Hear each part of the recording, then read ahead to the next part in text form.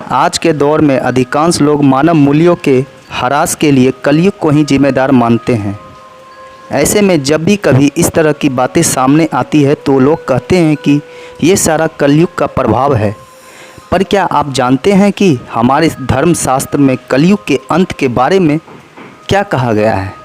ऐसे में इस कलयुग का अंत कब होगा, ये बात हर कोई जानना चाहता है।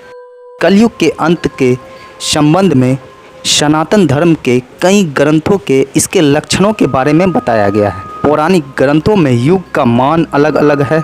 पौराणिक ग्रंथों के अनुसार 4 युग होते हैं: सतयुग, त्रेता, द्वापर और कलयुग।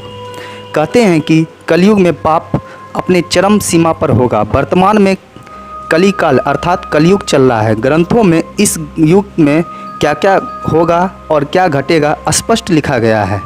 इनमें यह भी लिखा है कि इस युग में जब कभी भी प्रलय होगी तो सिर्फ हरि कीर्तन ही उससे मनुष्य जाति को बचाएगा। तो आइए जानते हैं पुराणों में कलयुग का व्याख्यान और ये भी कि कलयुग में सावधान क्यों रहे। 10 तत्व जिनका वर्णन पुराणों में विस्तार से है। पुराणों में लिखा है कि जो व्यक्ति संगठन या समाज, वेद, विद्रोह आचरण पर धार्मिक और सांस्कृतिक एकता को खंडित करेगा, उसका आने वाला समय में समूल नाश हो जाएगा। पुराण के जानकार मानते हैं कि जैसे जैसे कलयुग आगे बढ़ेगा वैसे वैसे भारत की गद्दी पर वेद विरोधी लोगों का शासन होने लगेगा।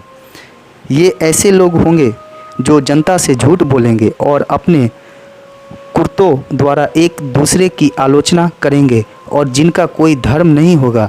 ये सभी विधर्मी होंगे। ये सभी मिलकर भारत को तोड़ने और अंततः भारत को एक अराजक भूमि बनाकर छोड़ देंगे। भगवत पुराण में लिखा है कि जब सभी वेदों को छोड़कर मनुष्य संस्कार शून्य हो जाएंगे तब ऐसे लोग सत्ता पे काबिज होंगे।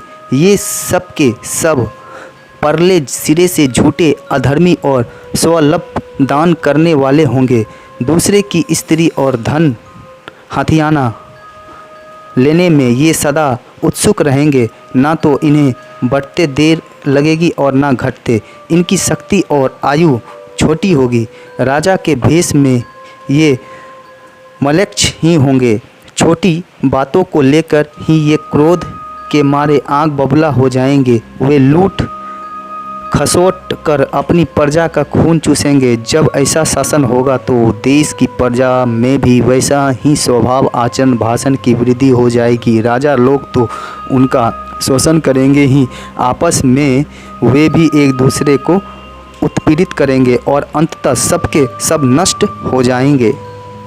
भविष्य पुराण अनुसार ब्रह्मा जी ने कहा है, हे नारद, भयंकर कलयुग के आने पर मनुष्य का आचरण दुष्ट हो जाएगा और योगी भी दुष्ट चित्त वाले होंगे। संसार में परस्पर विरोध फैल जाएगा और विशेषकर राजाओं में चरित्रहीनता आ जाएगी। देश देश और गांव-गांव में कष्ट बढ़ जाएगा। संत जन दुखी होंगे। अपने धर्म को छोड़कर लोग दूसरे धर्म का आश्रय लेंगे। देवताओं का देवत्व भी नष्ट हो जाएगा और उनका आशीर्वाद भी नहीं रहेगा। मनुष्य की वृद्धि धर्म से विपरीत चलती जाएगी। महर्षि व्यास जी के अनुसार कलयुग में मनुष्य में वर्णन और आश्रम संबंधी प्रवृत्ति नहीं होगी। वेदों का पालन कोई नहीं करेगा। कलयुग में विवाह को धर्म नहीं माना जाएगा।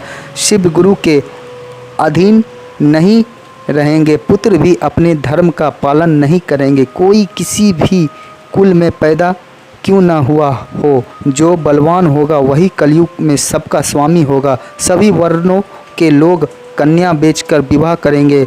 कलयुग में जो भी किसी का वचन होगा वही शास्त्र माना जाएगा। कलयुग में थोड़े से धन से मनुष्य में बड़ा घमंड होगा। स्त्रियों को अपने केशों पर ही रूपवर्ती होने का गर्व होगा। कलयुग में स्त्रियां धनहीन पति को त्याग देगी। उस समय धनवान पुरुष ही स्त्रियों का स्वामी होगा। जो अधिक देगा उसे ही मनुष्य अपना स्वामी मानेंगे। उस समय लोग प्रभुता के ही कारण संबंध रखेंगे।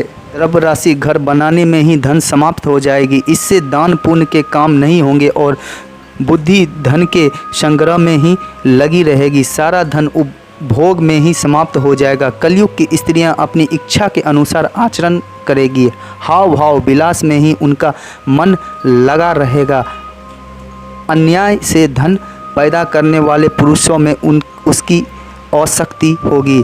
कलयुग में सब लोग सदा सबके लिए समानता का दावा करेंगे। कलयुग की प्रजा बाढ़ और सूखे के भय से व्याकुल रहेगी। सबके नेत्र आकाश की ओर लगे रहेंगे। वर्षा न होने से मनुष्य तपस्वी लोगों की तरह फल मूल व पत्ते खाकर और कितने ही आत्मघात कर लेंगे। कलयुग में सदा अकाल ही पड़ता रहेगा। सब लोग हमेशा किसी न किसी कलेशों से घिरे रहेंगे। किसी को तो थोड़ा सुख भी मिल जाएगा। सब लोग बिना स्नान करे ही भोजन करेंगे। देव पूजा, अतिथि सत्कार, श्राद्ध और तत्परण की क्रिया कोई नहीं करेगा। कलयुग की स्त्रियां लोभी, नाटी, अधिक खाने वाली और मध्यभाग वाली होगी। गुरुजनों और पति की आज्ञा का पालन नहीं करेगी तथा पर्दे के भीतर भी नहीं रहेगी। अपना ही पेट पालेगी, क्रोध में भरी रहेगी, देह शुद्धि की ओर ध्यान नहीं देगी और तथा असत्य और कटु वचन बोलेगी। इतना ही नहीं, वे दुराचारी पुरुषों से मिलने की अभिलाषा करेगी। कलयुग आने पर राजा प्रजा की रक्षा न करके बल्कि कर के बहाने प्रजा के ही धन का अपहरण करेंगे।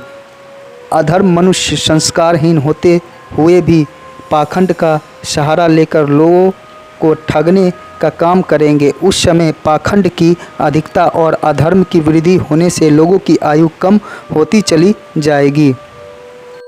कलयुग के अंत के समय बड़े बड़े भयंकर युद्ध होंगे। भारी वर्षा, प्रचंड आंधी और जोरों की गर्मी पड़ेगी। लोग खेती काट लेंगे, कपड़े चुरा लेंगे, पानी पीने का सामान और पेटियां भी चुरा जाएंगे। चोर अपने ही जैसे चोरों की संपत्ति चुराने लगेंगे।